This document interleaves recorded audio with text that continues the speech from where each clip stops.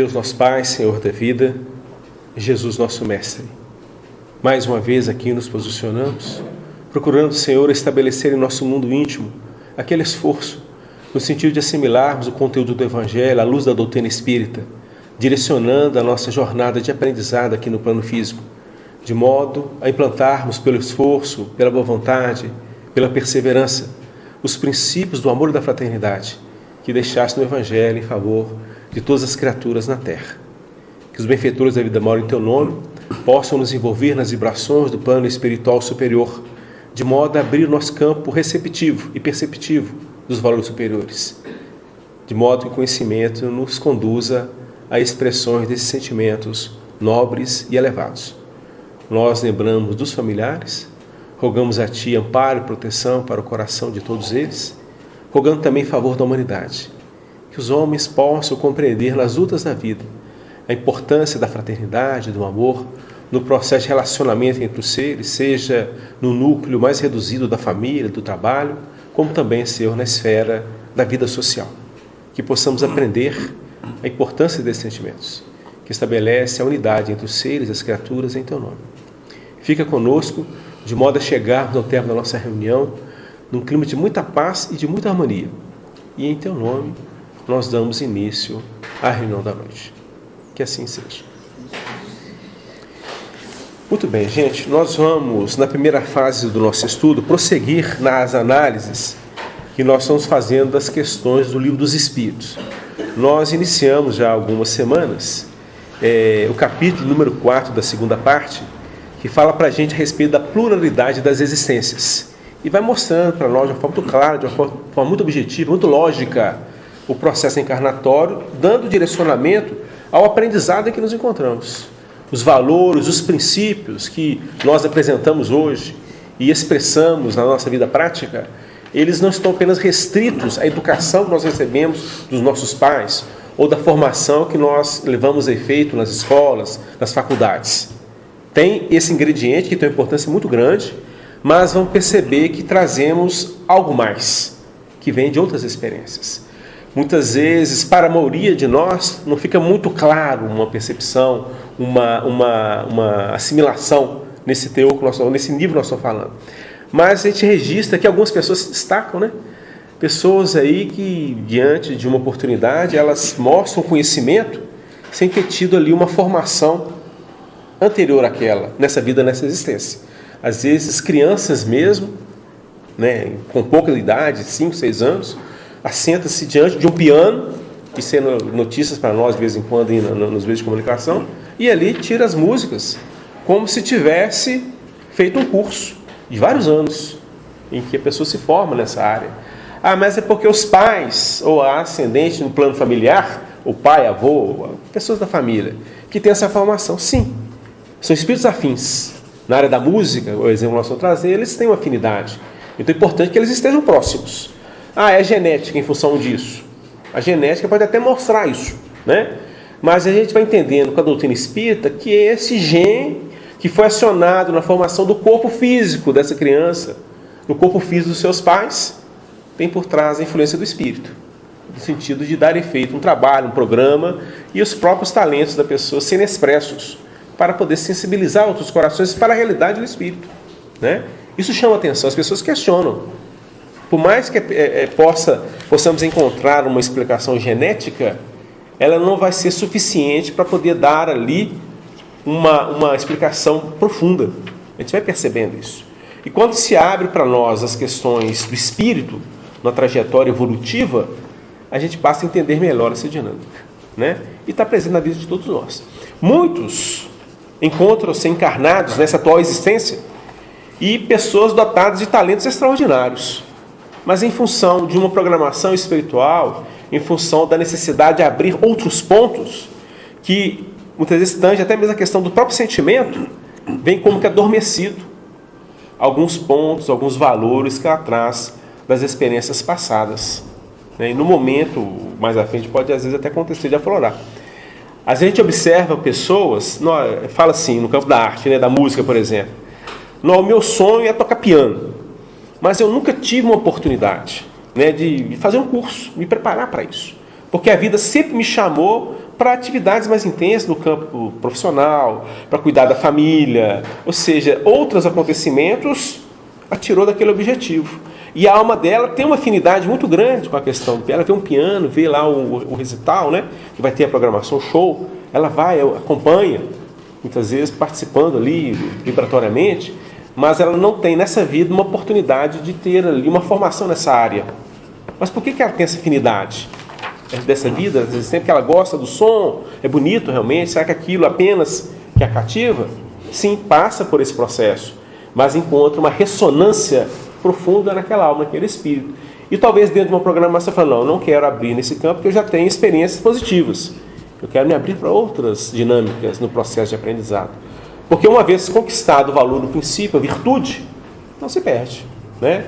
É igual, às vezes as pessoas falam, né? É igual andar de bicicleta. Você aprende quando criança, por exemplo, brinca, aquela coisa toda, mas depois de vários anos sem andar de bicicleta, você pega a bicicleta e você vai tranquilamente, porque houve ali uma formação, né? Você tem ali aquilo implantado em si mesmo, a destreza para poder utilizar o veículo. Então não se perde, está na intimidade do ser. E da mesma forma, esses valores, esses princípios. E é interessante, outro dia a gente estava lendo na obra de André Luiz, alguns pontos do livro Missionários da Luz, que fala do processo da reencarnação de Segismundo. Então aquele queria acolhê-lo como pai. Ele tinha um problema com esse companheiro, que era ver o que seria pai dele na existência que está sendo analisada, tinha sido morto por ele na encarnação passada, né? Ele tinha tirado a vida dele, retornaria como filho daquele que havia matado. Então vai ter todo um encaminhamento, um direcionamento, mas tem um fato lá que chamou muita atenção da gente, que foi o seguinte: quando a espiritualidade conseguiu desativar o problema, porque houve uma programação, você vai na frente, né, combinado com o espiritual, depois eu vou como seu filho, tá? Chegou a hora de retornar. Quando Segismundo aproximou daquele que seria seu pai, ele, no campo emocional, ele volta ao problema e começa a ter sonhos. Depois ele fala para a esposa dele, tem sonhado todas as noites que uma pessoa chega por trás de mim e me esfaqueia, me mata pelas costas. Foi o que aconteceu lá no crime passado. Então voltou a esse estado, pelo sentimento, a esse acontecimento. E a memória traz, a viva que vem no processo dele durante o sono, né? A coisa fica mais viva. Então houve como que uma espécie de esquecimento da combinação. Mas a espiritualidade vem, atua para desativar isso, porque tinha uma programação, tinha que ser levado a efeito. E eles promovem o encontro deles no plano espiritual, seja que eles têm êxito. Aí o mentor fala quando era isso, o perdão foi sincero, desativou toda uma onda estranha, né, que estava presente com a aproximação do companheiro. O perdão foi sincero. Aqui que os benfeitores falam, o André Luiz narra para nós. Aquele que seria o pai de Segismundo, ele muda totalmente a aura vibracional dele, gente, em função da abertura que se deu pelo perdão sincero. Aí o que ele mostra? O que ele fala? Percebia-se a partir de então que ele era uma alma nobre. Até então não se percebia. Mas a partir do acontecimento da abertura do coração para o perdão, aquilo que diz respeito à realidade essencial dele, conquistada em muitas existências, aflorou, veio à tona. Nós estamos falando isso por quê? Às vezes nós estamos diante de uma pessoa, porque no caso específico eles estavam resolvendo um problema do passado, né? Que tinha a ver com o crime cometido, que gerou enquistamento, acrisolamento, uma série de obstrução na própria expressão natural do ser da criatura. Está preso, aquilo tem que resolver, para poder seguir a sua caminhada de aprendizado. Então, muitas vezes, pessoas que estão próximas de nós, às vezes elas já têm conquistas muito interessantes ao longo do conjunto de experiências. Mas nessa existência, objetivamente falando, ela está resolvendo uma complicação lá de trás. E em função dessa complicação, ela tem uns trejeitos, um comportamento, entre aspas, estranho. A pessoa estranha, né? Mas na essência ela não é aquilo não. Ela traz conquistas muito positivas. Só que ela está presa, restrita a uma situação lá de trás, que é preciso desativar, resolver. Aí a gente vai entender claramente quando Jesus fala, não julgueis para que não sejais julgados. Porque com a mesma medida que medides o outro, medirão a vós. Porque esse julgamento expressa o nosso mundo íntimo, a nossa forma de ver, analisar, de observar as coisas, né? A nossa interpretação. Mas na essência aquela pessoa está numa trajetória de aprendizado que ela está muito adiante de nós. Só que ela está resolvendo um problema peculiar a uma situação que ela vivenciou lá atrás.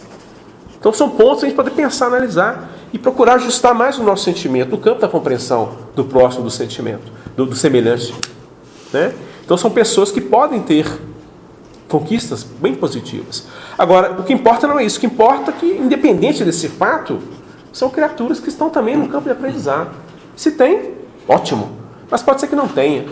Então vão tratar de forma diferente? Não. São pessoas, são criaturas que se encontram também numa caminhada evolutiva, numa caminhada de aprendizado.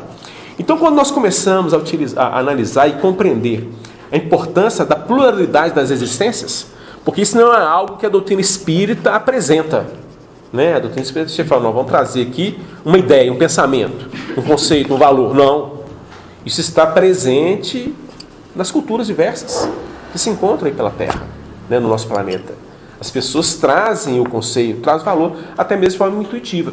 Numa análise mais detalhada, a gente vai perceber que entre o povo hebreu o conceito estava ali de alguma forma presente, né? Agora a doutrina espírita ela vem e esclarece isso para nós. E nós iniciamos na semana passada o subitem que fala a respeito das transmigrações progressivas, que é justamente o fato dos espíritos utilizarem vários corpos no processo evolutivo.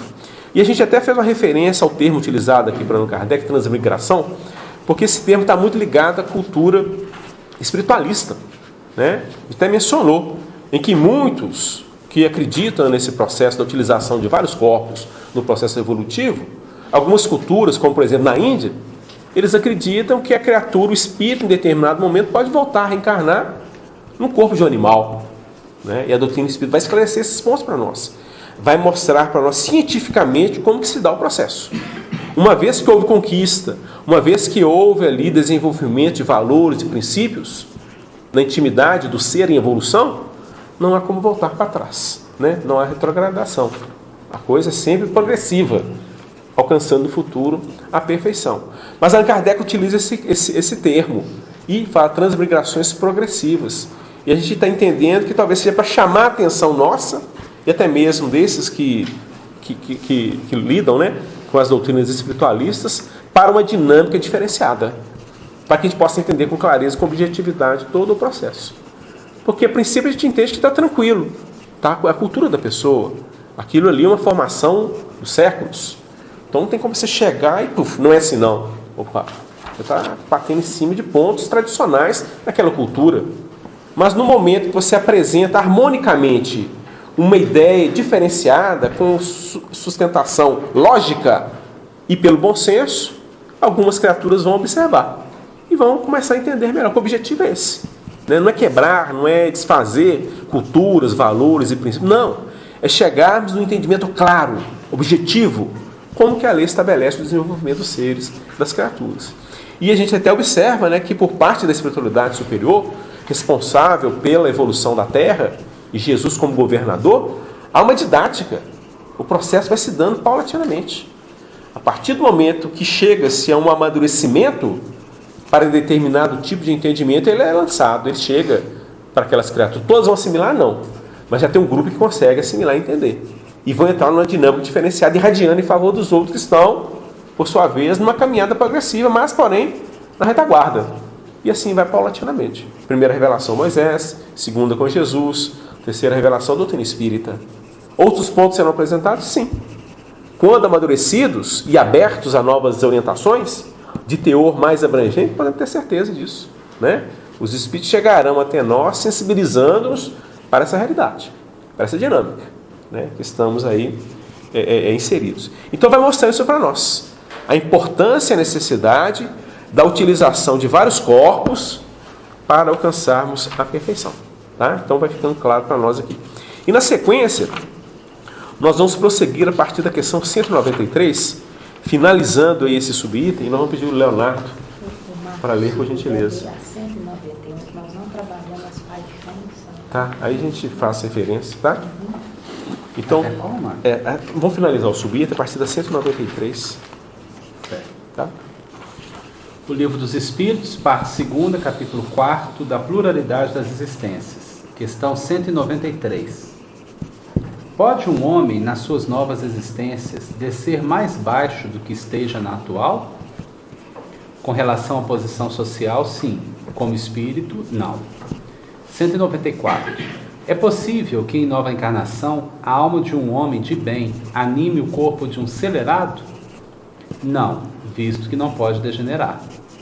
Item A. A alma de um homem perverso pode tornar-se a de um homem de bem? Sim, se arrependeu.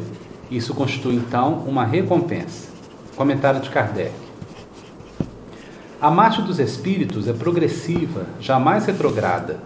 Eles se elevam gradualmente na hierarquia e não descem da categoria a que ascenderam. Em suas diferentes existências corporais, podem descer como homens, não como espíritos. Assim, a alma de um potentado da terra pode mais tarde animar o mais humilde obreiro, e vice-versa. Por isso que entre os homens, as categorias estão frequentemente na razão inversa da elevação das qualidades morais. Herodes era rei e Jesus carpinteiro. 195. A possibilidade de se melhorar em outra existência não será de molde a fazer que certas pessoas perseverem no mau caminho, dominadas pela ideia de que poderão corrigir-se mais tarde? Aquele que assim pensa, em nada crê, e a ideia de um castigo eterno não o refrearia mais do que qualquer outra, porque sua razão a repele, e semelhante ideia induz a incredulidade a respeito de tudo. Se unicamente meios racionais se tivessem empregado para guiar os homens, não haveria tantos sépticos.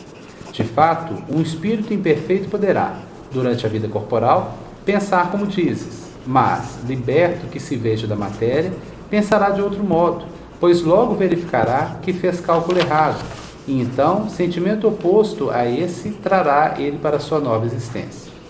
É assim que se efetua o progresso, e essa é a razão, porque na Terra, os homens são desigualmente adiantados. Uns já dispõem de experiência que a outros falta, mas que adquirirão pouco a pouco. Deles depende o acelerar-se-lhes o progresso ou retardar-se indefinidamente. Um comentário de Kardec: o homem que ocupa uma posição má deseja trocá-la o mais depressa possível. Aquele que se acha persuadido de que as tribulações da vida terrena são consequência de suas imperfeições, procurará garantir para si uma nova existência menos penosa, e esta ideia o desviará mais depressa da senda do mal do que a do fogo eterno, em que não acredita. 196. Não podendo os espíritos aperfeiçoar-se, a não ser por meio das tribulações da existência corpórea, segue-se que a vida material seja uma espécie de crisol ou de depurador por onde têm que passar todos os seres do mundo espírita para alcançarem a perfeição? Sim, é exatamente isso. Eles se melhoram nessas provas, evitando o mal e praticando o bem. Porém, somente ao cabo de mais ou menos longo tempo, conforme os esforços que empreguem. Somente após muitas encarnações ou depurações sucessivas, atingem a finalidade para que tendem. Item A. É o corpo que influi sobre o espírito para que este se melhore, ou o espírito que influi sobre o corpo? Teu espírito é tudo. Teu corpo é simples veste que apodrece. Eis tudo. E um comentário de Kardec. O suco da vide nos oferece um símile material dos diferentes graus da depuração da alma. Ele contém o licor que se chama espírito ou álcool, mas enfraquecido por uma imensidade de matérias estranhas que lhe alteram a essência. Esta só chega à pureza absoluta depois de múltiplas destilações, em cada uma das quais se despoja de algumas impurezas. O corpo é o alambique em que a alma tem que entrar para se purificar. As matérias estranhas se assemelham para o espírito, que também se depura, à medida que o espírito se aproxima da perfeição.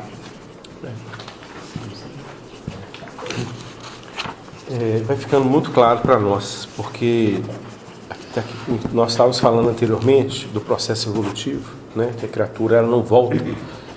Tanto a questão 193 quanto a 194, isso do desdobramento, deixa muito claro isso aqui para a gente, né? Porque uma vez que a criatura chegou a um determinado nível, uma determinada condição, ela pode voltar? A primeira pergunta foi essa, né? Uma situação inferior àquela. Aí ele fala que, em se tratando da questão social, sim, aquele que foi rei numa existência, ele pode, em função de necessidades evolutivas, encarnar na condição de uma pessoa simples, sem muitos recursos, né? Lidando aí e sendo coordenado, não mais no comando, sendo coordenado. Então, socialmente, houve uma mudança. Mas as aquisições morais desenvolvidas por ele não se perde. Ele vai utilizar aquilo no meio que ele está, né? E muitas vezes a gente vai perceber as duas situações. A pessoa que, em função do fato dela se despontar numa direção social, por exemplo, não trabalhando a questão da humildade, da solidariedade, ser uma pessoa orgulhosa e voltando para uma experiência mais simples, ela muitas vezes vai carregar isso, né? Vai carregar aquela atitude, aquele comportamento, demonstrando que a sua intimidade traz experiências em que orgulho, a vaidade está muito acentuado. E entendemos que aquela experiência é para ajudá-la a desativar esse clima que ela traz em si própria, né? Então é o oposto. Não soube trabalhar harmonicamente naquela experiência em que ela realmente tinha comando, abusou da autoridade, por exemplo. Ela é direcionada, às vezes ela mesma solicita isso, né? Cai a ficha, ó, não, tem que voltar. Mas eu tenho que desativar isso em mim mesmo. Então me conceda uma situação mais simples. E ali ela vai trabalhar, né? Então a gente pode perceber. E vamos perceber pessoas que tiveram essa experiência também no campo da autoridade, do poder, mas eram pessoas mais simples, embora autoridade e poder.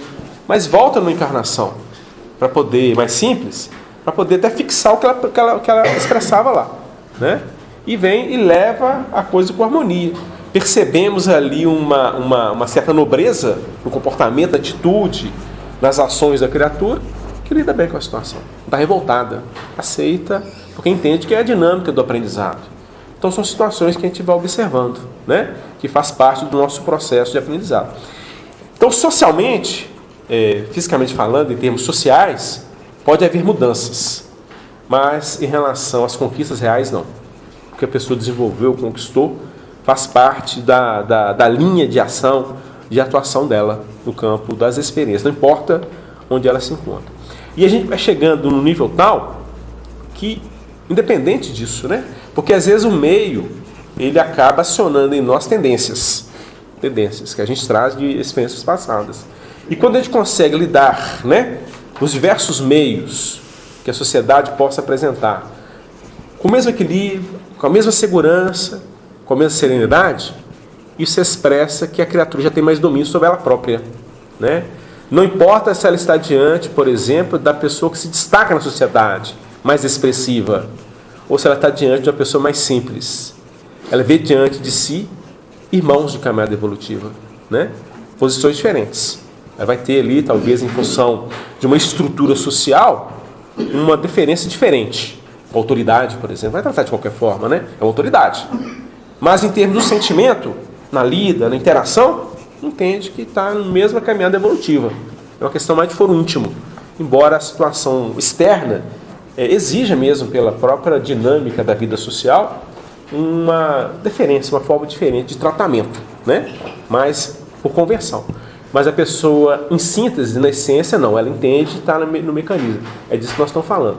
Então demonstra que a criatura já tem um domínio sobre ela própria e sabe lidar com as criaturas, que se encontram também numa trajetória de aprendizado. Então a gente vai perceber de uma forma muito clara, fica muito objetivo isso aqui para a gente, né? E uma coisa interessante que está na dinâmica que nós estamos trabalhando, está sendo mostrado para nós. Aquele que não tem uma conduta, um comportamento bom, equilibrado, ele vai chegar a uma condição de perfeição? Sim, é dinâmica evolutiva, o objetivo é esse. Deus impõe ao espírito a encarnação com o propósito de fazer chegar à perfeição, é dinâmica, né? Então esse que hoje está transviado, está oposto àquela diretriz que hoje nós estamos entendendo que é positivo, pode ser que lá atrás não. Estávamos numa condição semelhante a esse companheiro que está sendo analisado por nós aqui, né? Então ele também vai chegar, ele também vai alcançar o mesmo ponto que nós estamos buscando, que é a perfeição. Só que agora a gente já está relativamente esperto, ele ainda não, né? Mas tivemos o nosso momento de afastamento, de distância dessa movimentação. Então a gente vai entendendo a dinâmica da vida, o processo nosso de aprendizado. Então, primeiramente, a gente traz esse ponto, vamos abrir os comentários, né? Porque tem outras angulações aqui que com certeza serão apresentadas aqui pelos nossos companheiros. Vou pedir ao Leonardo para iniciar aqui, a gente vê. Tá? A questão 195 traz um questionamento bem interessante e que, por vezes, podemos ter esse questionamento. Quando se apresenta o conceito da reencarnação, para aqueles que ainda não têm esse conceito muito bem fundamentado, já não assumem como um princípio fundamental, um princípio da natureza, uma lei da natureza, pode se questionar dessa forma aqui. Pensar que eu vou ter novas experiências não pode estimular a criatura a desanimar e deixar isso para depois? Não levaria as pessoas a pensarem assim: eu não preciso me preocupar com a evolução. Eu posso ter uma vida descuidada, despretensiosa, até leviana, né? Posso gozar dos prazeres da vida e não me preocupar com a prática do bem e da caridade, porque eu vou reencarnar inúmeras vezes. Deus é amor, Deus vai me dar novas possibilidades, então deixa eu aproveitar a minha vida. O dia que eu resolver crescer, evoluir, eu evoluo. Então isso pode ser às vezes apresentado como um empecilho para a compreensão da reencarnação. A resposta dos Espíritos é bem clara nesse sentido, dizendo que o homem pode pensar isso algumas vezes como encarnado, estando aqui na vivência da Terra. Mas quanto tempo dura essa vivência, né? Algumas décadas, né?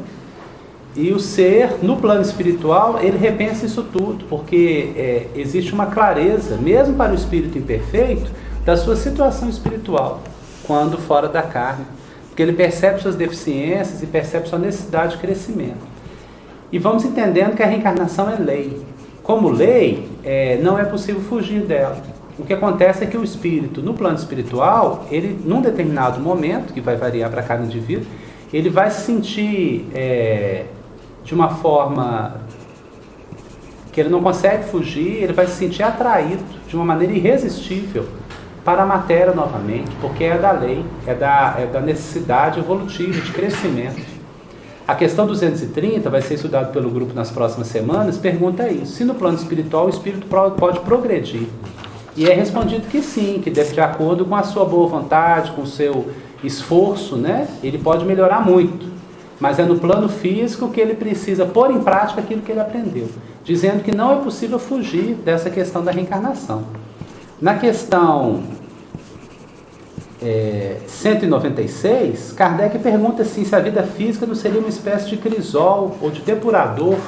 O crisol também é chamado de cadinho, né? É um instrumento utilizado na química, na metalurgia, em outras áreas também, para purificar metais, né? É um instrumento capacitado para aguentar altas temperaturas, e ele é colocado na fornalha e o metal que está lá dentro ele é derretido. E aquilo ali passa por um processo de purificação para uma perfeita adequação do material que vai ser usado. E eles respondem que sim, que é exatamente dessa forma. É como se a vida física fosse esse crisol, esse depurador, em que o espírito precisa entrar em contato com a matéria para se capacitar para aprender com as experiências da vida. Nós vamos percebendo que a reencarnação, ela promove a fixação dos valores, aquilo que foi aprendido. Nós demonstramos isso, por exemplo, nessa situação aqui. Estamos aqui no momento que temos um ambiente de fraternidade, de convívio amigo, né? De possibilidade de estudo dos textos, de contato mais próximo com a espiritualidade superior. Não tenhamos dúvida disso. Só que cada um aqui, depois que termina a reunião, toma um passe, uma conversa fraterna, cada um aqui vai para sua casa. Como que cada um voltando para o seu ambiente de luta, de experiência, de prova, muitas vezes de expiação, do seu ambiente de exercício daquilo que está aprendendo. Não tem como fugir disso. Ninguém pode morar no centro, né? Você vai morar na casa espírita. Não pode. Você precisa voltar para o seu campo de atuação, de luta. Então, da mesma forma, o espírito, nessa fase evolutiva que nos encontramos, precisa retornar ao corpo físico. Precisa retornar a um ambiente de prova, de experiência, né? E quanto mais ele se dedica a isso, ele vai fixando os valores, ele coloca em prática aquilo que ele aprendeu, para se posicionar de uma forma diferente mais à frente. Existem muitas coisas que escapam à nossa capacidade de entendimento de imediato, mas se lembrarmos que Deus é todo justiça, misericórdia, vai ficando mais fácil entender a reencarnação. Quando a gente tiver dificuldade em entender alguns pontos desse conceito, lembrar que Deus não faria nada que fugisse à bondade ou à sua justiça infinita, vai ficar mais claro para a gente entender esses processos. Né? Então, Sara, algum ponto? Eu queria voltar aqui na questão 9.1, porque nós não conseguimos trabalhá-la na última reunião, dado o tempo, né? Que não nos permitiu.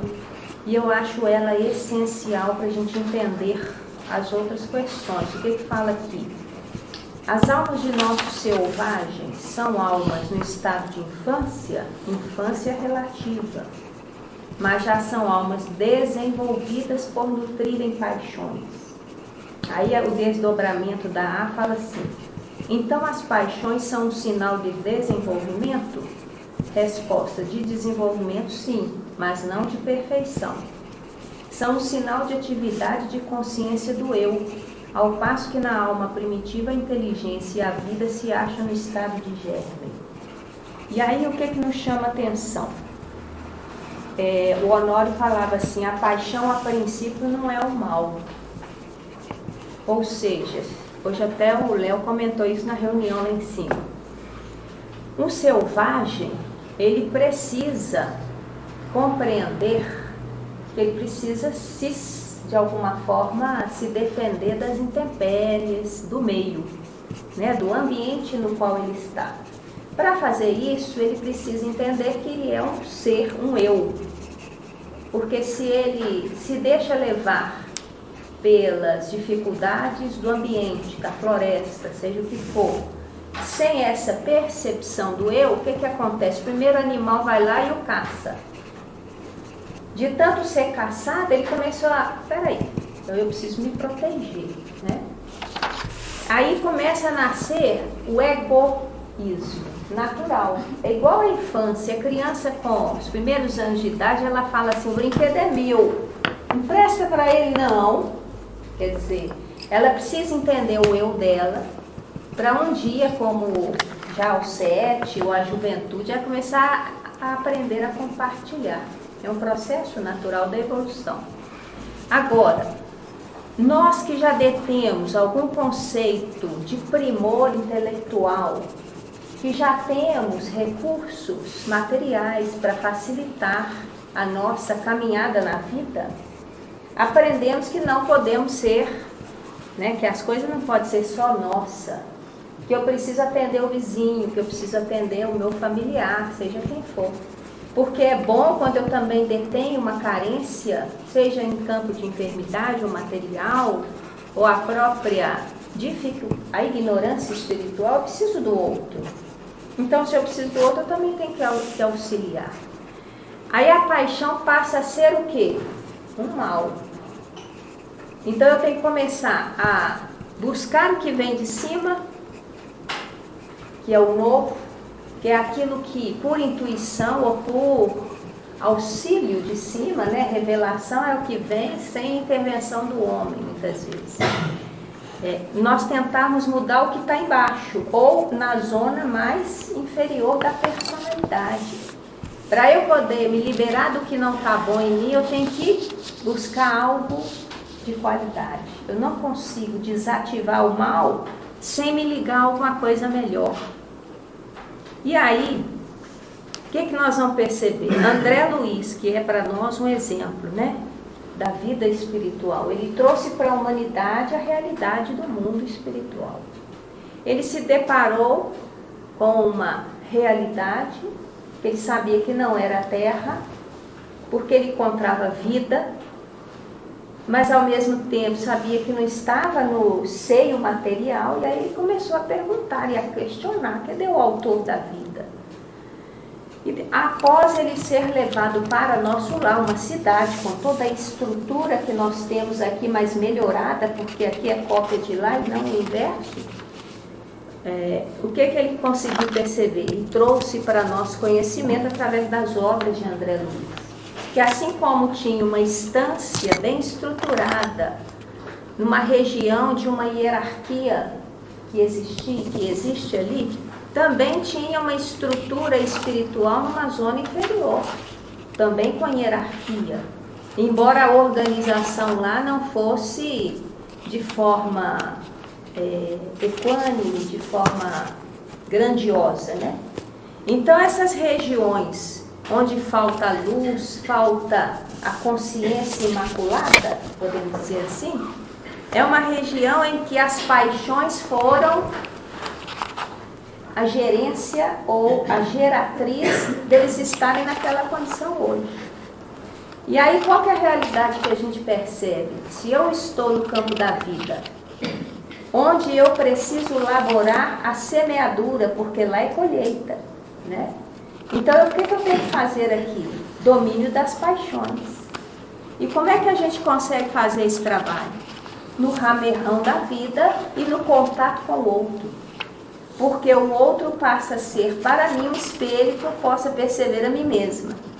Se eu ficar isolada num contexto sem operacionalização, o que acontece? Eu fico estanque.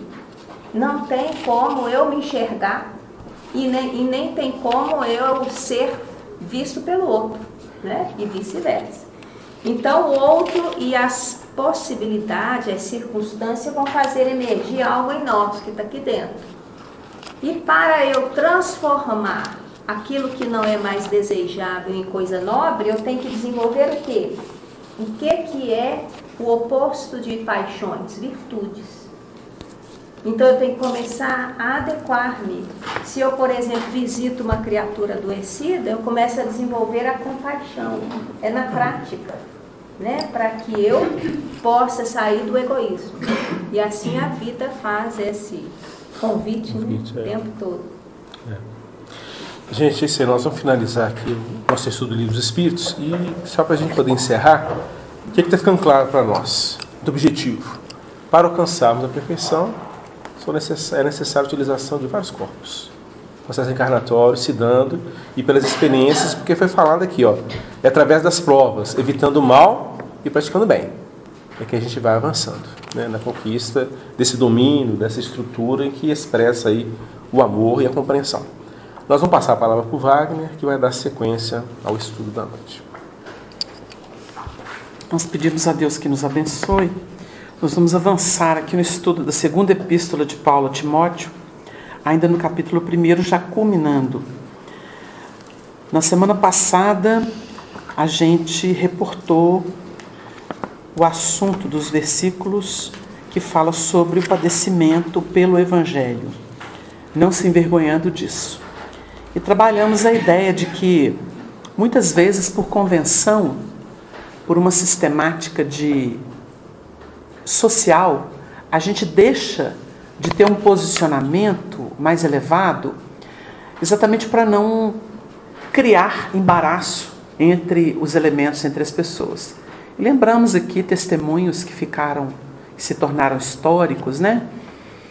Em que grandes vultos da história do cristianismo romperam claramente com sistemas egóicos, convenientes, na base do interesse pessoal, e muitas vezes se tornando até um motivo de escândalo, né?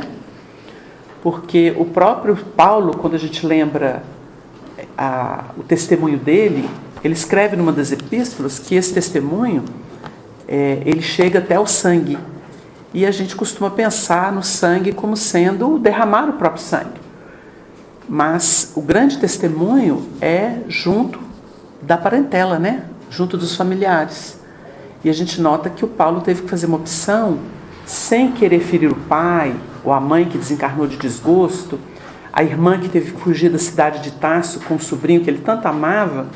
Eles tiveram que, bem dizer, eles foram banidos pela escolha do Saulo, que se tornou o Paulo do Evangelho. E ele teve que suportar tudo isso. E é algo que não é fácil. Sublimar ou levar à quintessência ou à divinização desses laços custa muito caro, né? É aquela pergunta que Jesus fez quando a sua mãe e seus irmãos, segundo os registros do Evangelho, chegaram e procuravam, né? Ele pergunta assim: quem é minha mãe? Quem são meus irmãos? Senão aqueles que fazem a vontade de meu Pai que está nos céus. Mostrando que a verdadeira filiação, aquilo que o Espiritismo estudou no Evangelho segundo o Espiritismo, parentela corporal e parentela espiritual. Às vezes os grandes vínculos, eles estão muito além, né?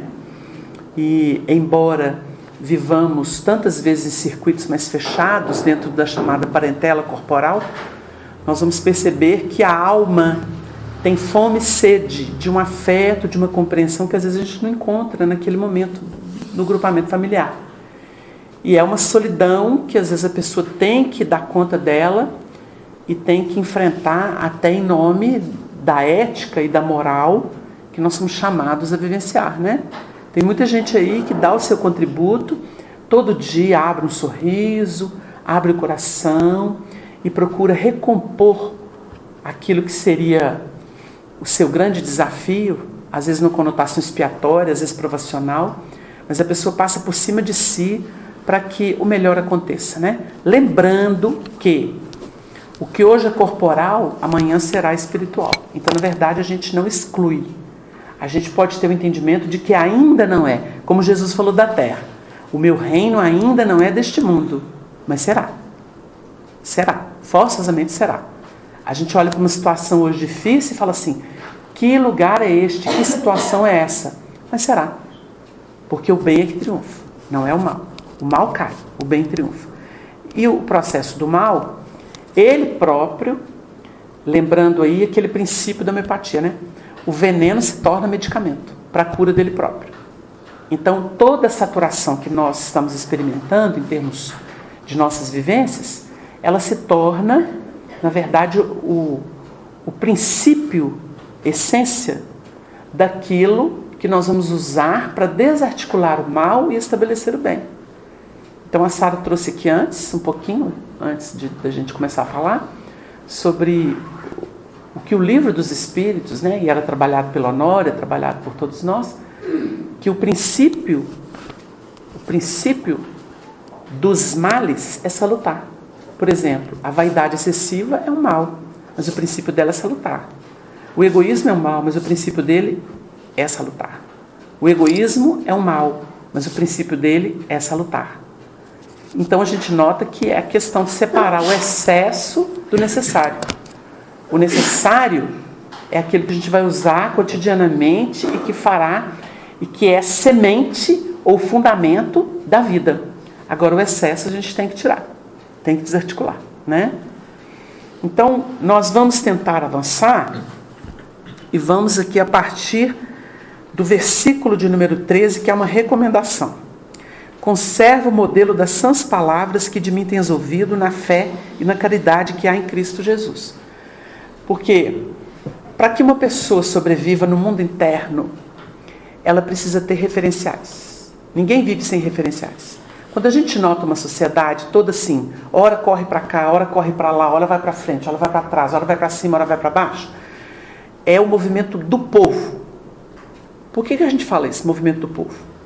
O povo não tem, na globalidade, não há ali um caráter definido.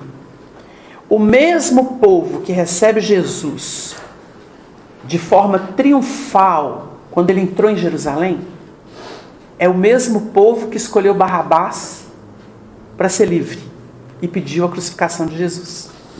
É o mesmo populacho. Então, quando a gente fala de multidão no estudo do Evangelho, significa esse tropel que não tem rumo e que precisa de orientação. Então, é a significação de multidão, de povo. O que eu faço com o povo? Está Jesus lá no Sermão do Monte. Aí vem os discípulos e falam assim, despede a multidão, para que eles vão pelas aldeias. Era muita gente. Para que eles vão pelas aldeias, se vira, come lá, por lá, compra comida e come. Jesus estava preocupado porque eles estavam com fome. Jesus ouviu isso dos discípulos, porque eles não tinham comida suficiente para dar para o povo, os discípulos no pensamento humano. Aí Jesus pensa assim, diante da proposta dos discípulos, Jesus diz assim, que tendes? Ele pergunta o que eles tinham. E é bonita a pergunta. Não é só no sentido material que nós temos que analisar isso. Que tendes? Aí eles falam assim, 5 pães e 2 peixinhos. Para uma multidão? 5 pães e 2 peixinhos? Porque o assunto ali era fome. Tá. Trazemos aqui. Aí os discípulos ficam assombrados. O que Jesus vai fazer com 5 pães e 2 peixes? Porque o assunto lá, quando termina o texto da multiplicação dos pães, fala de 5.000, mais 12 cestos cheios, sobrando. E aí? Não é esquisito? Mas olha que beleza, para a gente poder pensar sobre as dificuldades, sobre os momentos difíceis, sobre a aparente abundância do mal. Aparente. Porque mal é ignorância. Na sua essência é ignorância. Aí Jesus, trazemos aqui. Ele pega o pão, olha para o céu, buscando Deus, porque é a fonte. Ué, tudo no Pai. Vocês fizeram alguma coisa do nada? Se vocês conhecerem algum ser, algum espírito que tirou alguma coisa do nada, vocês me apresentam para ele, que eu vou chamar ele de Deus. Porque nenhum espírito, nem da terra, nem de Sírios, nem de lugar nenhum do universo, tirou alguma coisa do nada. Quem fez isso foi Deus. Deus criou tudo que existe. E nós vivemos no que Deus criou. Todos nós. Não importa se o espírito está aqui ou se ele está na estrela de maior grandeza que a gente possa ter notícia. Ele vive e trabalha e cocria no que Deus criou. Então até hoje, ninguém destronou Deus.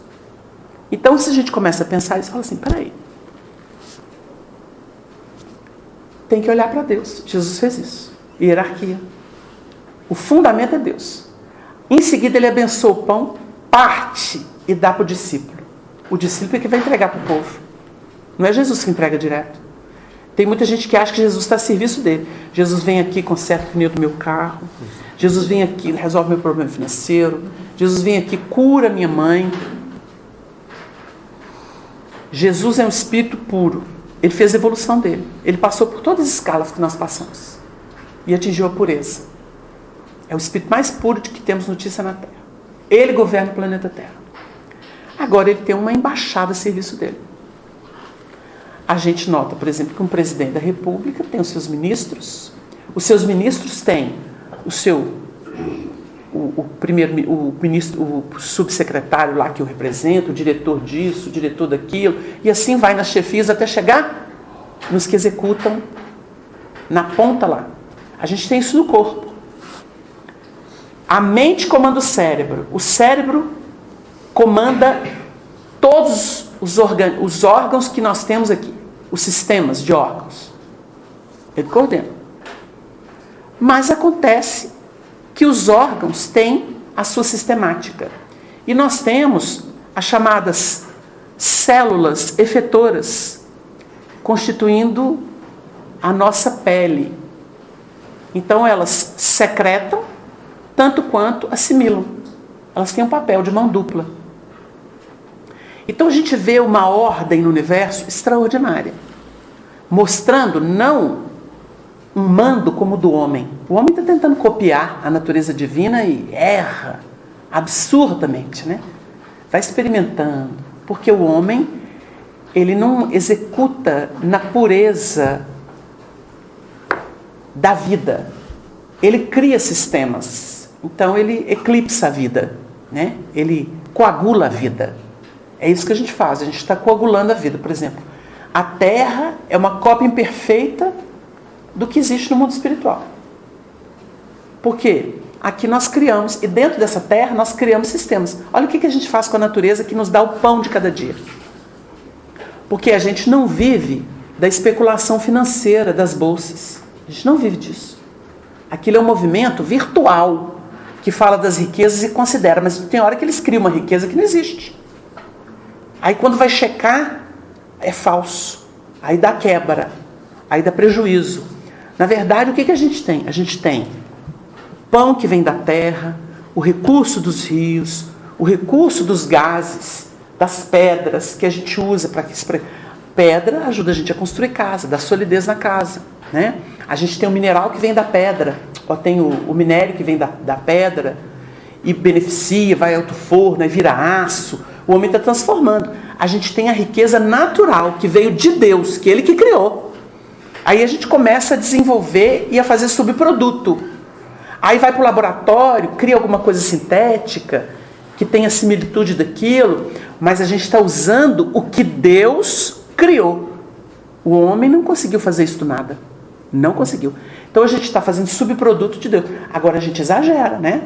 Então a gente começa a criar um exagero tremendo nas coisas. E criando essas coisas virtuais aí de mercado, jogos, etc. Né? Que muitas vezes não tem lastro. Antigamente era ouro. Hoje a gente tem outro tipo de riqueza para lastrear a riqueza de um país, por exemplo. Antigamente era barra de ouro. Né? Hoje a gente usa aí, o governo capitalizou não sei quanto de dólar. É o lastro do governo. Mas vem cá. moeda de outro país, né? Por enquanto ele manda, mas se ele quebra, aí cadê reserva, né? Então isso tudo é muito fugidio. E aí começa a guerra, né? Então os Estados Unidos morrem de medo dessa união de alguns países aí criar uma moeda forte, alternativa para o dólar. Perigo isso, né? Então tem que detonar esses países para eles não terem força. A gente vai vendo essas articulações, esse jogo do homem, para chegar onde? Na consciência de que a riqueza é o que está dentro de nós, é o que está na terra, é o que constitui a terra. Isso é real.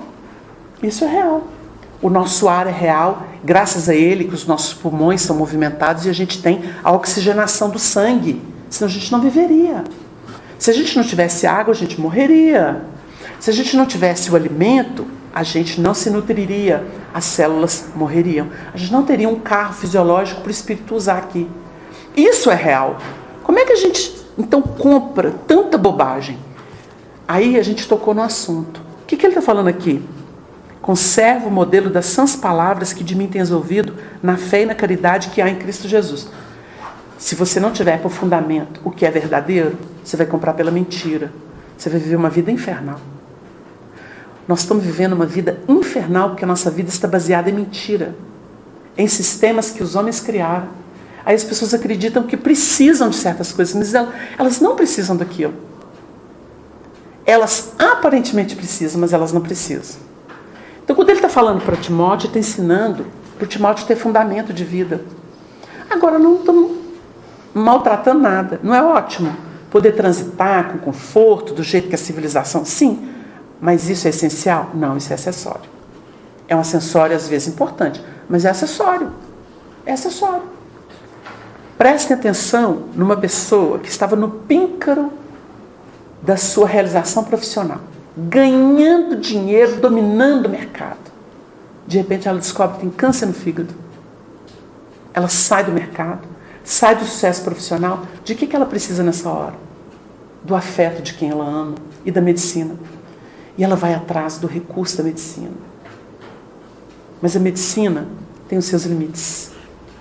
Agora, mesmo com os limites da medicina, se ela tem alguém que a ama, fica bem mais fácil, não fica? Aí ela vai precisar de uma coisa que dinheiro não compra. Não compra. Então a solidão das pessoas, às vezes, cercada de todas as facilidades, é a de afeto, de verdade.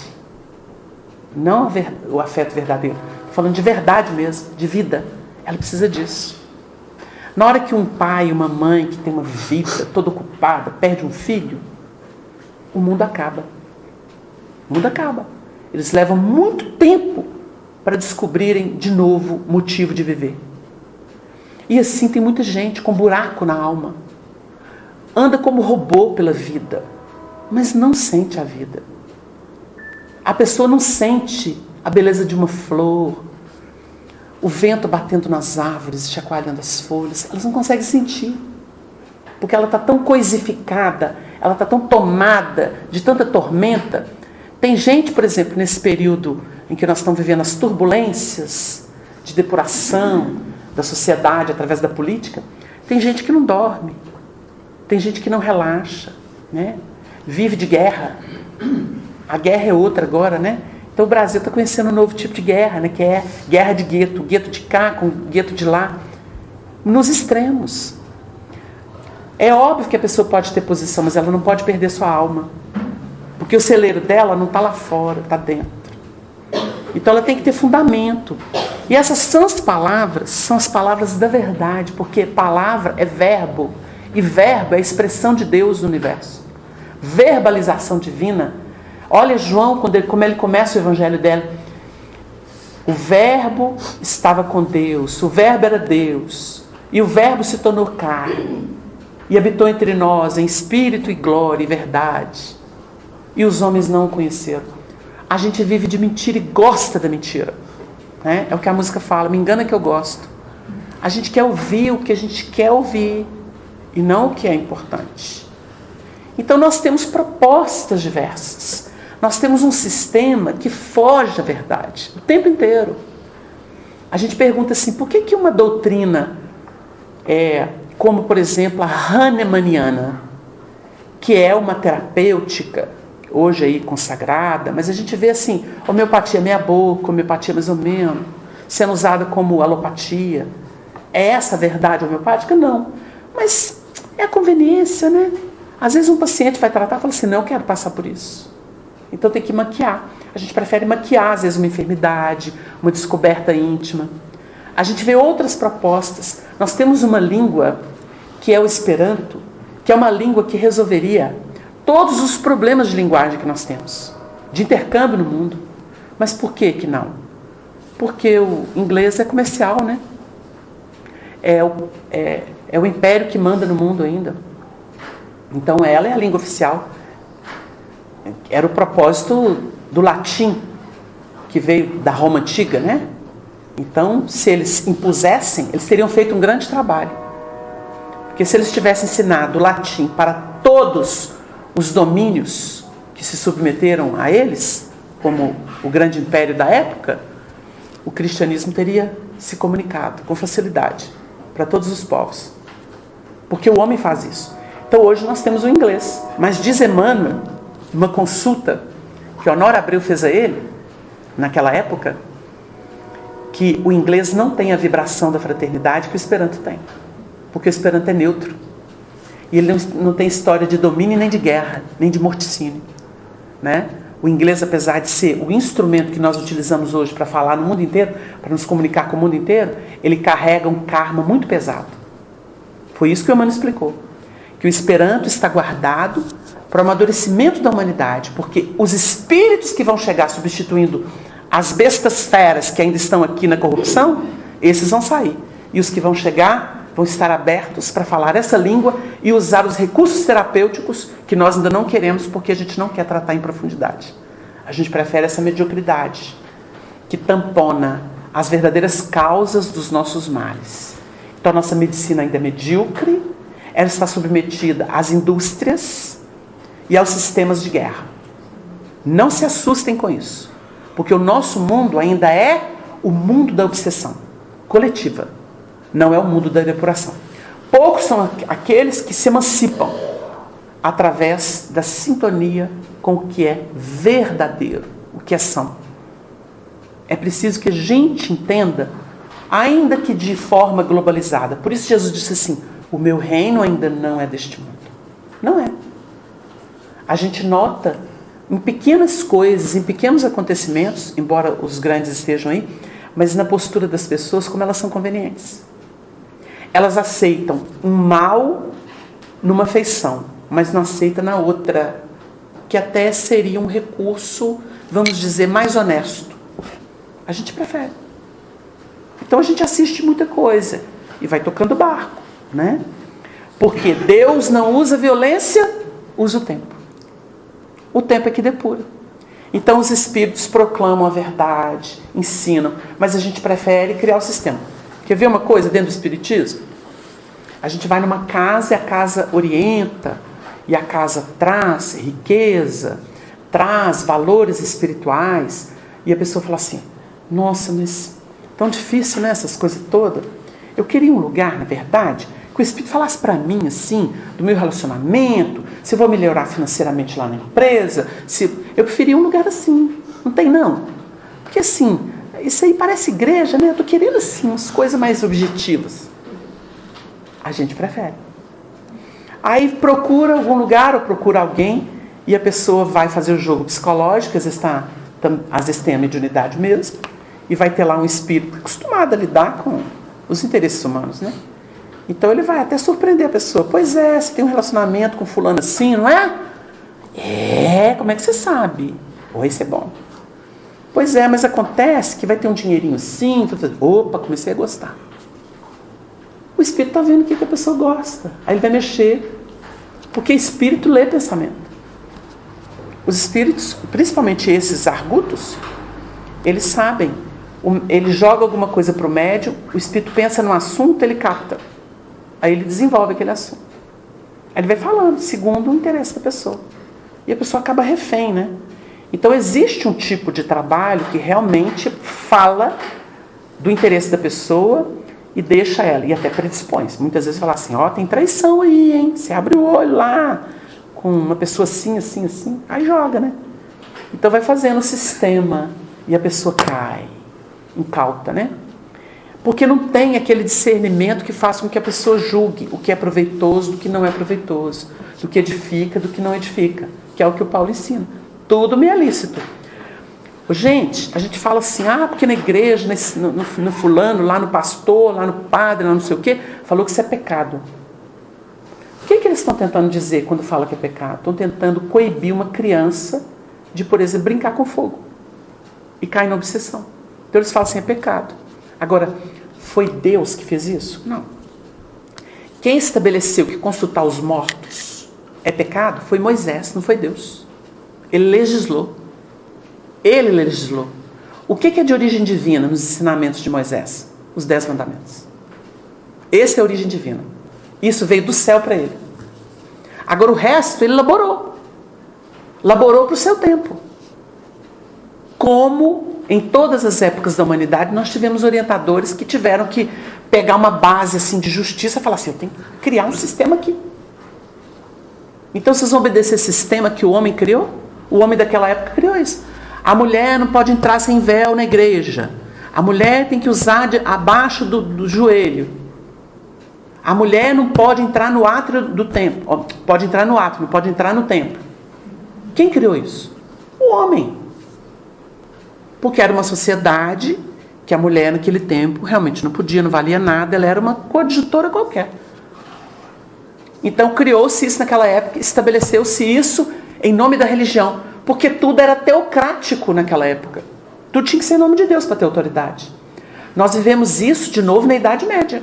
Tudo era Deus que mandava. Aí veio o iluminismo, abaixo Deus. Mas esse Deus. Os iluministas não destronaram o Criador. O Pai, excelso não. Destronaram o Deus das igrejas. E muito bem feito. Se não fosse ele, a gente não teria liberdade de pensamento. A gente não teria desenvolvimento da ciência, da filosofia, e o espiritismo não poderia ter chegado. Porque o espiritismo só podia ter chegado depois do desenvolvimento da filosofia, da implantação de uma ciência verdadeira e com a desativação daquela zombaria que foi a igreja da Idade Medieval. Sem isso não tinha como vir a verdade dos espíritos. Queimariam todos os médicos, poriam fogo em qualquer portinha que abrisse em nome de manifestação de espírito. A gente ia viver debaixo do cabresto como viveram naquela época, como vivemos. Nós todos passamos por lá. Então a gente nota que o assunto é sério. Nós estamos tentando desarticular a treva, que é nosso interesse pessoal, desde a mais remota antiguidade. Como é que isso acontece?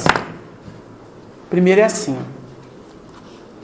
A gente começa a ser mais religioso, porque tem algum princípio de moral, fala assim, o raio caiu, esse poder não é do homem. O trovão ribombou, é ameaça. E não foi o homem que fez isso. A árvore poderosa lá que dá fruto, não foi eu que criei, não foi o homem. Começa a reconhecer. O curso das águas, as enchentes, né? Os animais. Assim, não foi o homem que criou isso. Então tem um poderoso aí. Que alguém criou. Aí começa essa ideia. Daí a pouco começa a falar assim, quem está conosco é nosso, quem não está é inimigo, então a gente vai combater. Por isso Jesus chega, isso acontecia com os judeus. Jesus chega e diz assim, aprendestes o que foi dito aos antigos, amarás o vosso próximo e odiarás os vossos inimigos. Porque se não estava junto, era inimigo. O judeu era assim. O judeu, se não for, é povo escolhido, o resto é resto. Olha o que o Paulo passa. O Paulo teve que quebrar isso, porque ele era judeu e era autoridade no mundo judaico. Ele teve que quebrar isso. Teve que cair em si por uma revelação espiritual. Jesus apareceu para ele. Ele passa um período enorme da sua vida repensando tudo no contato com o Evangelho. Não é simplesmente converter uma palavra.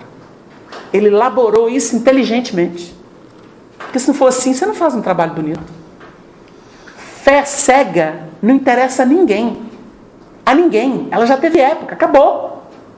O camarada passa ridículo. Por que você está fazendo isso? Porque é pecado. Quem te falou que é pecado? Lá. Mas quem que você está obedecendo? Você já pensou sobre isso? Qual o fundamento disso? Não vem não. Você está fazendo papel de Satanás. Ele faz um papel de ridículo na sociedade. De ridículo. Aí você olha e fala assim, parece pedra. Não tem vida própria. É uma pedra. Se move conforme as águas levam. É um seixo do rio. Não tem identidade própria. Então, por isso que a gente tem que olhar para os que falam diferente e falar assim, peraí, está começando a pensar. Tem muita gente irreverente no mundo. Está começando assim. Mas ficou tanto tempo tamponado de bar de cabresto que hoje vem numa revolta danada. Aí surge essa meninada louca aí. Surge essa turma que deixa todo mundo de cabelo em pé. O que esse povo está fazendo? Uai, encontraram um clima de liberdade, porque transição não tem lei. Quem que segura? Lei que os homens corruptos fazem não convence. Tá aí, mas não convence. E o povo faz ainda careta. Não tem bandido que vai na porta da delegacia, ainda metralha lá, para mostrar para eles que eles têm força? Estão desafiando. O que é isso? A irreverência de quem às vezes ficou debaixo de cabresto muito tempo e quer mostrar agora que ele que vai dar as cartas. É o inverso da loucura, né? Estava louco de um jeito, veio louco do outro. Mas são os destemperos. Qual que é, segundo os espíritos, a tendência disso? É um zigue-zague. Tem uma linha que é a linha da vida.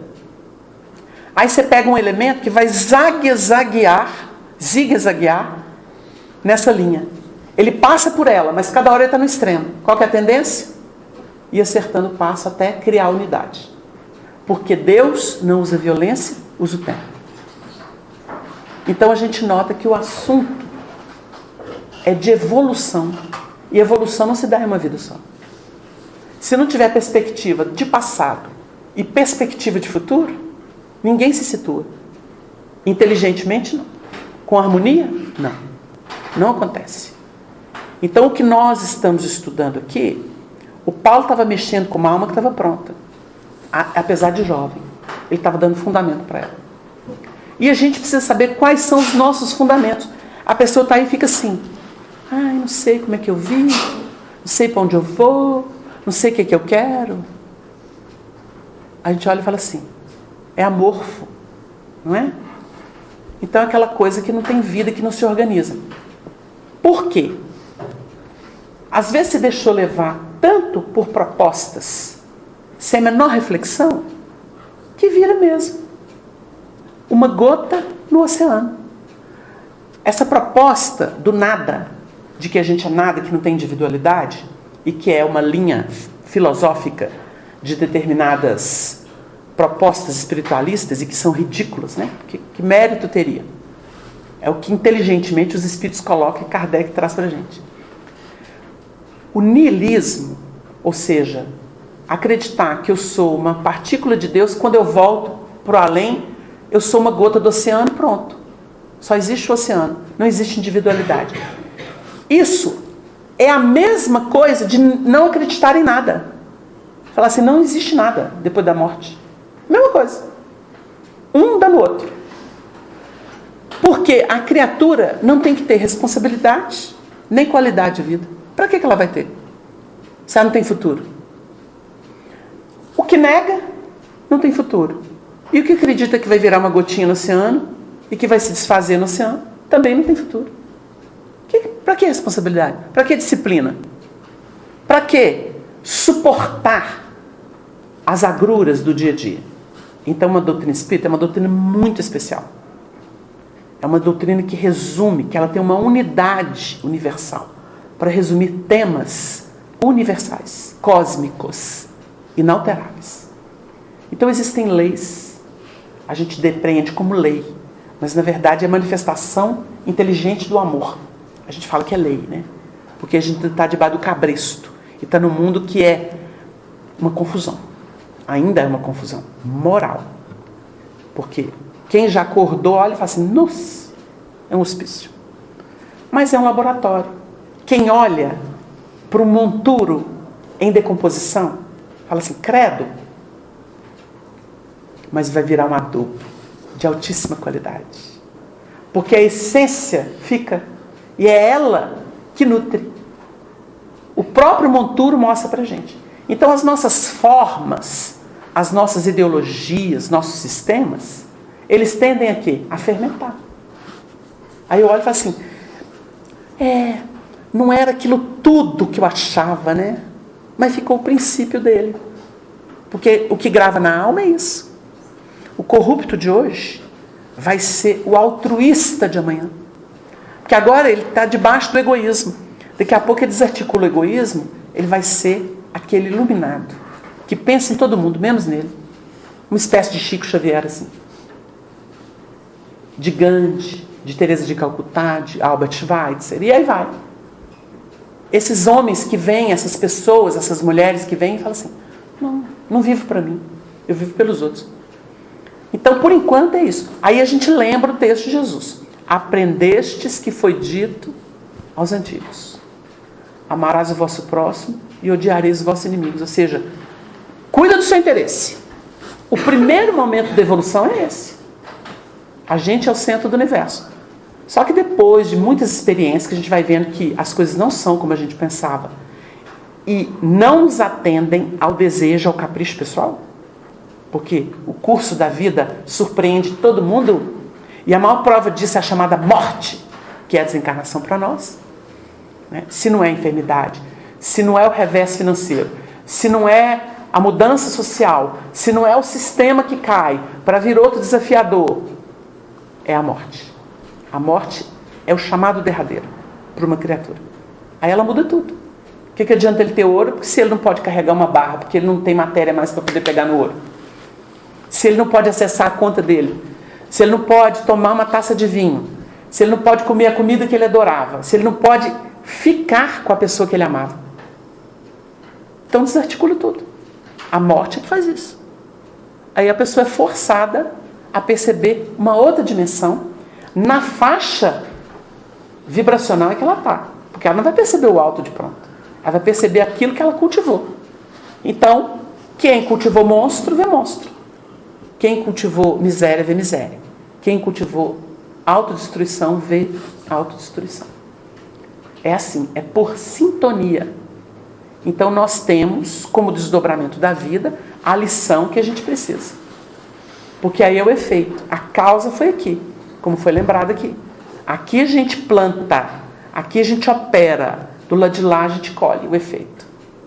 Então desligou aqui, desliga lá. Como Jesus disse para Pedro, ligou aqui, liga lá. Então tem que ficar muito atento. Porque as sãs palavras, o fundamento da vida é que faz mover. Eu posso, por exemplo, estar com uma dificuldade no lar, e aí eu vou lembrar de Jesus. Eu, porém, vos digo, amai os vossos inimigos, bendizei os que vos maldizem, orai pelos que vos perseguem e caluniam. A pessoa te maltratou? Responde com mais carinho. Não o carinho da paixão, o carinho da prece, o carinho do perdão, o carinho da discrição. É diferente. Porque a gente pensa que amor é paixão. Eu tenho que falar que eu amo. Que bobagem. Emite pela vibração, pelo olhar, por uma gentileza. Isso é amor. O resto é imposição. Eu te amo. E você não falou que me ama. Cadê a retribuição? Eu te amo tanto. Paixão pura. Paixão pura. Vai pegar fogo, um dia acaba. Isso é fogo fácil. Exigiu demais é posse. Posse é egoísmo. Egoísmo não é amor. É diferente. O amor cala. O amor espera. O amor ele tem visão dilatada. Tem visão de conjunto. Ele não tem pressa. O amor é essencialmente educativo. E o amor não queima tão fácil. Queima fácil chama-se personalidade. E personalidade é uma capa, não é a individualidade. A individualidade vibra muito além. Muito além. Quando ela está desperta, as capas não a influenciam. Ela pode até usar aqui e ali por uma necessidade convencional, né? É o Chico falando, não, eu gosto de fumar, eu só não tenho tempo. Mentira! Uma capinha para o cara não se sentir inferior, né? Então a gente vai percebendo que a vida pede isso. Então o elemento tem uma dificuldade em casa, aí ele pensa assim, eu poderia resolver isso aqui num grito, num tapa, ou simplesmente pegar minha mala, tchau, não aguento mais. quer saber? Eu estou querendo me qualificar. Aí a pessoa está lá numa crise, numa cobrança. Ele surpreende a pessoa. Aqui, eu trouxe um presente para você. Ou eu estou indo para a cozinha fazer uma comidinha para nós. Hoje vai ter um jantarzinho gostoso. Coisas corriqueiras.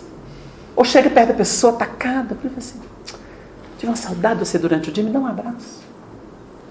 A pessoa vai falar, estou brigando com você. Está reclamando.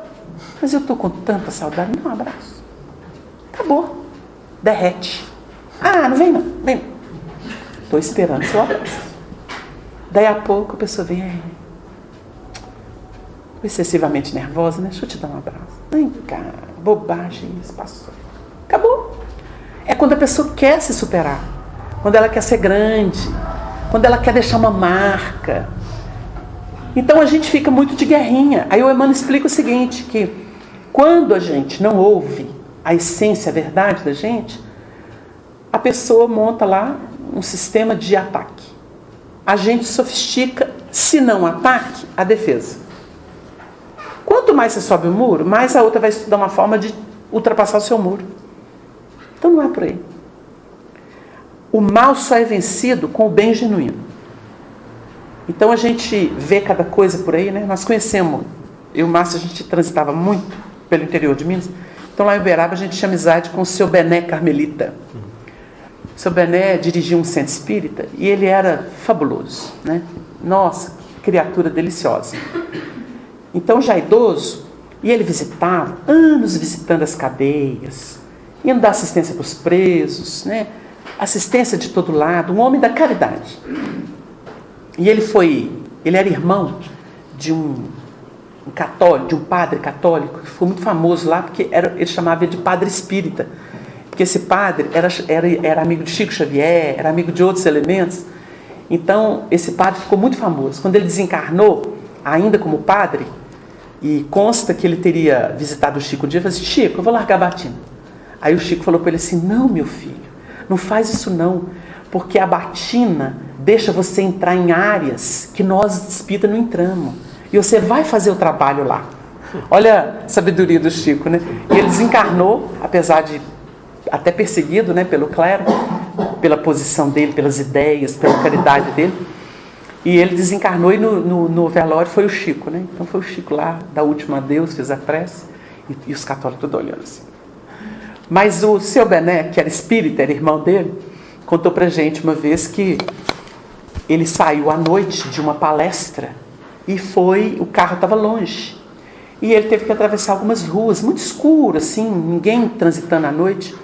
Diz ele que só viu a hora que um braço com uma arma pegou ele assim, né? E falou assim, fica calado, passa o que você tem, passa o que você tem.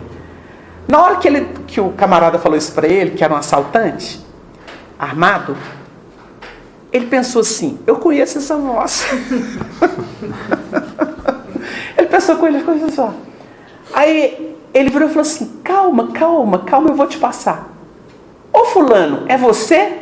Aí disse que o camarada disse assim, seu Bené? O que você está fazendo numa hora dessa na rua, seu Bené? Era um dos detentos que ele assistia e que tinha saído da cadeia e continuou na vida dele, né? De crime, né? Ô seu Bené, o senhor não sabe que é perigoso andar uma hora dessa na rua? Eu falei assim, meu filho, eu estava fazendo uma palestra. Onde o senhor está? Vou escoltar o senhor, que é perigoso andar na rua uma hora dessa. Vocês entenderam?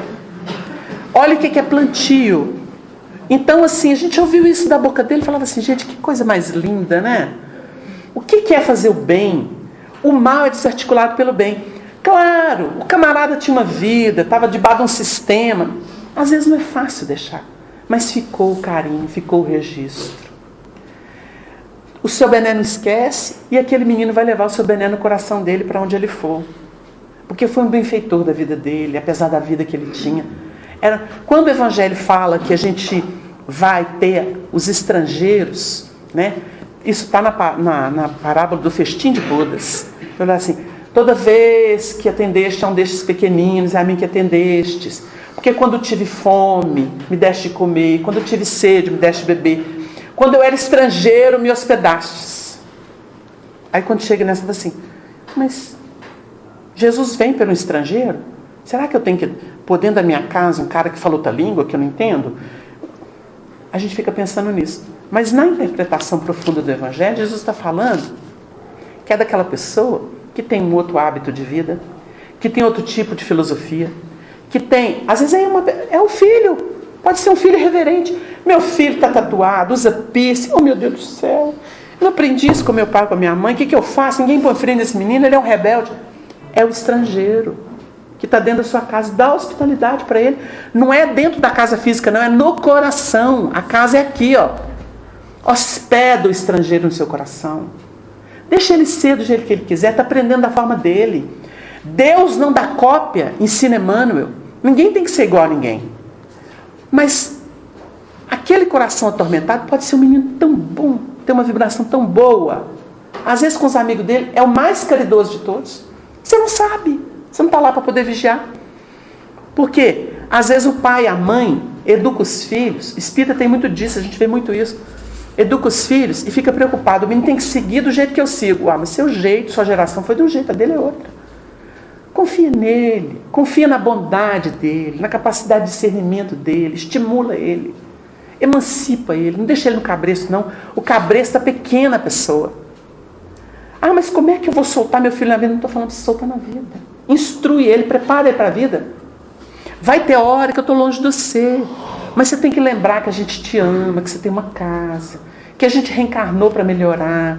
A gente não reencarnou para fazer o que a gente já fez. Quando a gente trabalha isso com sinceridade, ele leva isso no coração. E o menino às vezes até dá umas resvaladinhas e fala assim, eu resvalei, mas eu não fiquei. Parabéns, meu filho. Meus amigos todos usam droga, até experimentei, sabe, mãe? Ai, meu Deus. Mas eu não fiquei, mãe, porque eu vi que não é isso. Ô, meu filho, vamos agradecer a Deus. Você é um menino que tem discernimento. Você vai ser um grande homem. É isso. A gente tem que estimular o lado melhor das pessoas. Agora, a gente quer os filhos como se a gente fosse donos. Aí parece árvore que engole fruto. Produziu fruto, engole ele. Você não vai ser de ninguém, que você é meu. Mas que é isso? A árvore produz fruto para as pessoas comerem. Para estender o benefício da árvore na semente lá, em outros territórios. A gente não produz fruto para a gente. Então a caridade tem essa proposição. E é o que Jesus ensinou. Quando ele fala para a gente bem dizer, né, para a gente amar o contrário, aquilo que se coloca contra nós. Então é assim que a gente vai aprender no Evangelho. Você pega a essência da vida, você olha e fala assim, tudo é proveitoso. E se você usa o recurso do amor, porque o amor engloba todas as virtudes. A faceta do amor que eu estou hoje exercitando chama-se paciência. Paciência é amor. A faceta do amor que eu estou usando hoje chama-se humildade. Humildade é amor. Eu me curvo, espero, depois eu levanto de novo. Tem hora para tudo. A gente não vive só no topo. A vida é assim, ó, oscilação. Oscilação não significa cair, significa flexionar. O Honório trabalhava isso como adequação. E o Paulo ensina isso dizendo assim, fiz-me fraco como fraco para os fracos. Fiz-me tudo para todos. É por aí. Então, maleabilidade. Qual que é o melhor médium? O mais maleável. O espírito chega e ele adequa. O outro espírito no outro nível, de outro estilo, chega e ele adequa. É um Chico Xavier. Espírito de A a Z usou o Chico. Todos deram recado para o bem. O médium maleável não é o médium rígido. É só o que ele pensa. Não. O espírito tem que vir falar contra o que o médium pensa. Aí é maleabilidade. Agora o médico só fala o que ele acredita? Não. O espírito vai vir desarticulando ele. Porque ele não tem evolução em todas as áreas. O espírito que vem vai ter numa área que ele não tem. Então vai querer usar. Aí se ele é maleável, ele se cala e deixa o espírito falar. Isso é maleabilidade mediúnica. E é o que a gente tem que ser na vida. A gente tem que parar de ser precipitado. Nós não somos o Criador. Nós somos deuses em potencial. Co-criadores. Nós podemos fazer na relatividade. Quando a gente não dá conta, a gente fala assim, estou esperando o recurso de Deus. E estou tendo paciência. Estou tendo humildade. Estou renunciando a precipitar. E a gente vai fazendo um movimento.